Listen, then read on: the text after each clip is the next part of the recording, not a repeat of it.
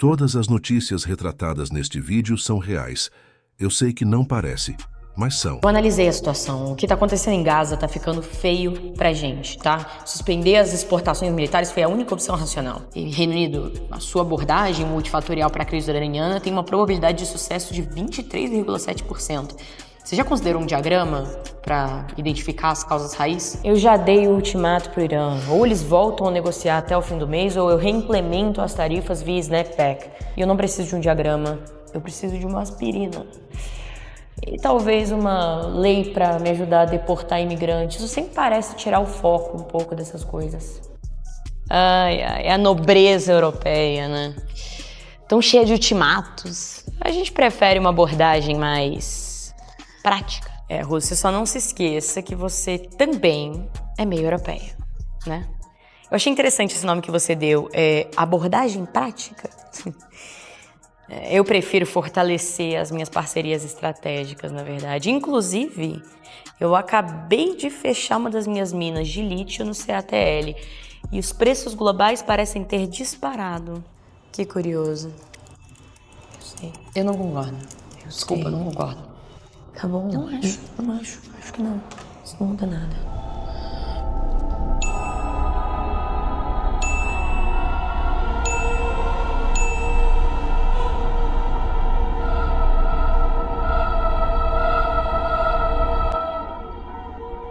Ai, gente, e assim, juro pra vocês, tipo, o meu crescimento de 5% é apenas o começo. Tipo assim, é uma questão de coragem fiscal, entendeu? E muitos aqui deveriam aprender isso. Coragem. Coragem é ter que sobreviver a 46 graus, tá? É engraçado que essas coisas só se tornam um problema quando elas atingem a Europa, né? O sul global que se f... Ele disse isso. Hijo de puta.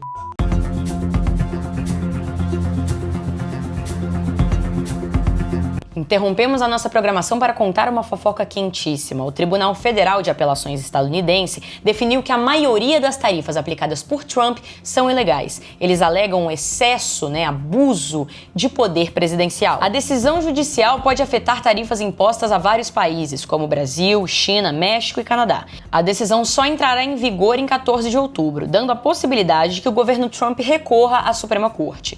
Trump declarou estado de emergência nacional no comércio, argumentando que um desequilíbrio comercial é prejudicial à segurança nacional dos Estados Unidos. Mas o Tribunal de Apelações considerou que impor tarifas não faz parte do poder do presidente, e sim do Congresso. Em resumo, Trump disse não ao tribunal, mas o tribunal não havia lhe perguntado nada. Boa noite.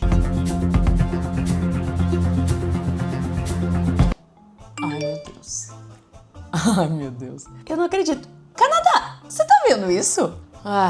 Sim, Brasil, eu tô vendo. Canadá! Ai, gente, do que vocês estão falando? A Artemis 4 já tá adiantada no cronograma, se é isso que vocês querem saber, tá? Sim, nós vamos construir uma base espacial na Lua. Não, ô seu egocêntrico. A guerra comercial? O Tribunal de Apelações acabou de decidir que a maioria das suas tarifas são ilegais. Você não tinha autoridade pra fazer isso. Que delícia.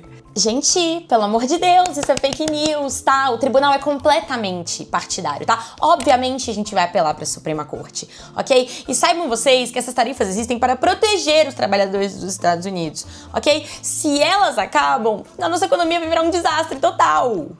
Desastre foi o que você fez com a minha economia, Estados Unidos. Me paga o que você me deve. Desastre? Vocês querem falar de desastre? Então que tal a gente falar de revogar vistos de diplomatas palestinos antes da Assembleia Geral da ONU, Estados Unidos? Isso é uma violação direta do acordo de país anfitrião. Isso. Então, considerem uma medida de segurança nacional, tá? A gente não pode ter entidades que minam a perspectiva de paz mundial no nosso sistema de vistos. Apoiado, Estados Unidos. Na verdade, essa é uma iniciativa muito corajosa e necessária. Peraí, pessoal, só um minutinho. A Colômbia e o Peru não pararam um segundo de brigar no grupo da América do Sul. Vocês dois não querem abrir a câmera e conversar que nem dois adultos, não? Ladrão, você anexou um território que é meu por direito, tá? A ilha de Santa Rosa pertence à Colômbia. A ilha sempre foi administrada pelo Peru graças a tratados de mais de um século, tá? A culpa não é minha que os seus mapas estejam desatualizados. A vida continua normalmente lá. A gente tem até criança brasileira que vai ter aula com a gente. Opa, não me mete nisso não, mano. Será que alguém poderia me ouvir? Por favor, eu tô tendo problemas aqui. Os protestos por causa dos combustíveis saíram completamente do controle e agora a ONU tá pedindo investigações aqui no meu país. Ai, que amador. É só cortar os subsídios de uma vez por todas, gente. O povo reclama por uma semana, depois a sua moeda fica a melhor do mundo. Entendeu? E além do mais, é muito mais difícil você protestar se você tá com fome. Anotem. Pessoas morreram, Argentina. Mais de 30 pessoas.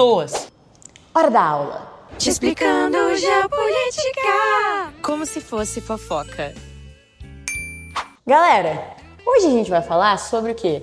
Angola, né? A Angola falou aí um pouquinho sobre todos os problemas que ela estava tendo com alguns protestos violentos, mas na real o buraco é muito mais embaixo e a gente vai falar sobre isso hoje. Qual que foi a grande questão na Angola nas últimas semanas? Nas últimas semanas não, na real, tem uns meses que isso tá rolando, tá? É o corte nos subsídios aos combustíveis, tá? Martina, o que é subsídio? O que significa quando um país faz um subsídio para alguma coisa? Significa que tal coisa é muito cara naquele país e aí o governo vai lá e dá um dinheirinho para aquela coisa ficar um pouquinho mais barata e a galera comprar um pouquinho, com preço um pouquinho mais baixo, entendeu? E aí, o que é essa coisa? Os combustíveis, tanto combustível de petróleo quanto diesel, tá? Qual que é a grande treta?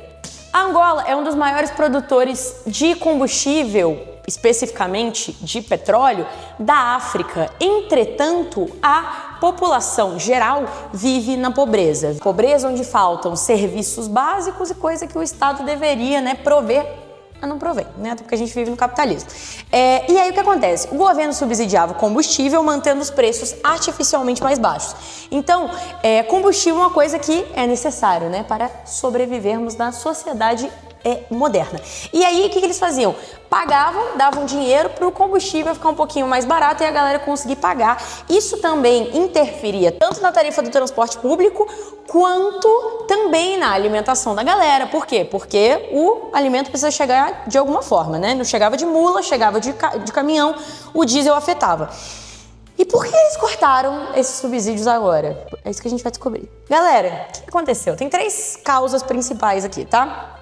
Primeiro, custo fiscal. Custava de 3 a 4 bilhões de dólares por ano para manter esses subsídios onde eles precisavam estar para baixar o preço. Então estava custando muito para o Estado manter a vida da sua população digna, E aí eles cortaram. Mais do que isso, tinha flutuações do petróleo. Então esse preço ele é muito instável. Às vezes custava mais, às vezes custava menos. Isso sem contar que o país tem uma dívida externa muito elevada.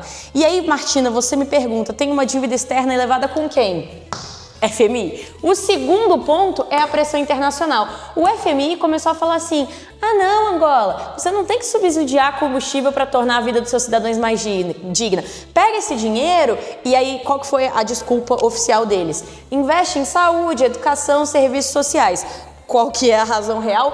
Me paga o que você deve, vadia. É basicamente isso, tá? Até porque a Angola não deve apenas para o FMI, também deve para o Banco Mundial e para os Estados Unidos, e a gente sabe que o terceiro controla os outros dois, Qual que é o terceiro motivo?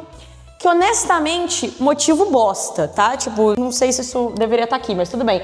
Que é a ineficiência desse subsídio e o contrabando, Acabava que na Angola o combustível ser mais barato, a galera traficava, contrabandeava para o país vizinho onde ele estava mais caro. E aí o que você faz? Você aplica políticas públicas para acabar com o contrabando? Não! Você corta os subsídios e foi exatamente isso que eles começaram a fazer. Teve uma retirada gradual nos subsídios que levou no aumento dos preços. Aumento dos preços de quê, Martina? É isso que a gente vai descobrir agora. Galera, olha esse título zero dramático que eu coloquei aqui. Protestos, violências e respostas internacionais. Amaram? O que aconteceu, galera? As tarifas de transporte público subiram em 50% e os custos dos alimentos também acabaram aumentando por aquelas razões que eu expliquei para vocês ali. Qual que é o problema? O angolano médio vive com menos de 2 dólares por dia. Um aumento de 50% no transporte público e no custo dos alimentos, obviamente, tem um impacto muito grande para a maioria da população, para milhões de pessoas. O que começou a acontecer? O que desencadeou isso tudo foi uma greve de taxistas que, obviamente, eram diretamente afetados, diretamente influenciados por causa daquele aumento ali do diesel e do combustível. Então, eles começaram essa greve e essa greve levou ao que se tornou um protesto generalizado na Angola. principalmente na sua capital, né? E, claro, esses protestos, gente, eles não vieram do nada e nem só por causa dessa questão dos combustíveis. A gente vive um histórico na Angola de má gestão econômica, corrupção e desigualdade social. Então, esses protestos, eles vieram com muito ódio, muita raiva guardada da galera, que não é só porque a tarifa aumentou ou porque o alimento aumentou, que já seria uma justificativa muito boa. Mas tem toda uma história, né, pós-colonial aí que justifica também essa erupção mais intensa desses processos. E aí a gente teve também casos de saques, de vandalismos e confrontos com a polícia. E aí é que entra o babado aqui. Por quê? Porque esses confrontos com a polícia foram extremamente violentos, tá? Não só com a polícia, como também dos militares. A resposta do Estado, como um geral, foi extremamente violenta e foi utilizada força excessiva e munição letal contra esses manifestantes, o que, obviamente, nunca é justificado, né, galera? O resultado foi mais de 30 mortos, centenas de feridos e milhares de detidos em protestos no país inteiro. Claro, a gente teve protestos violentos, com saques e vandalismo, tivemos, mas a gente teve também protestos pacíficos e a gente sabe que isso pro Estado, foda-se. E aí, qual que é a resposta internacional nesse caso? O Alto Comissariado de Direitos Humanos da ONU e a Anistia Internacional, que na prática não servem para muita coisa, mas enfim, eles exigiram que fossem feitas investigações independentes e imparciais dentro do país para averiguar essa questão de direitos humanos e as prováveis e muito possíveis violações de direitos humanos que aconteceram no país. Martina, e quando eles vão fazer isso com os Estados Unidos? A resposta é nunca. Beleza, galera? É basicamente isso aí que vocês precisam saber sobre Angola. Bora pro caos. Isso aqui não precisa de ajuda. De repente, lidar com o Irã parece até uma coisa relaxante. Isso aí que o Reino Unido Alemanha, tá tudo bem? Você parece um pouco distraída. Eu? Não imagina. É impressão sua. Bom, eu preciso ir, ok? Tchau, tchau. Recurso na Suprema Corte, tá? A gente vai reverter essa decisãozinha ridícula e você aproveita essa sua pequena vitória enquanto você pode, tá? Mas lembre-se na porta de quem você vai bater quando a China vier comprar suas commodities por centavos. Na verdade, é engraçado você mencionar isso, sabia? A China acabou de me mandar mensagem e eles não querem as minhas commodities, não. Não, ela quer ser minha sócia. Engraçado, parece que ela de fato tá vendo o futuro, né? E você tá preso em 1977. Eles avançaram, estão reforçando a ilha. Isso é anexação, eu preciso de uma resposta regional. Me liga quando puder, Brasil. Quantas vezes eu vou ter que te falar que você tá brigando por causa de uns mapas velhos? Sua lógica foi notada. A suspensão foi um primeiro passo inteligente, mas o Irã é apenas uma peça do quebra-cabeça. E qual é a próxima peça? A tecnologia. A verdadeira alavancagem não está em tanques, mas em tokens. A China entende isso. Os americanos estão prestes a aprender. E nós estamos dispostos a compartilhar. Compartilhar o quê, exatamente? E a que custo? O custo da relevância, Alemanha. O mundo está se realinhando. Você é um analista racional. Analise isso. De que lado da nova equação você quer estar? Vamos lá, Alemanha. O que me diz? Me envia a proposta.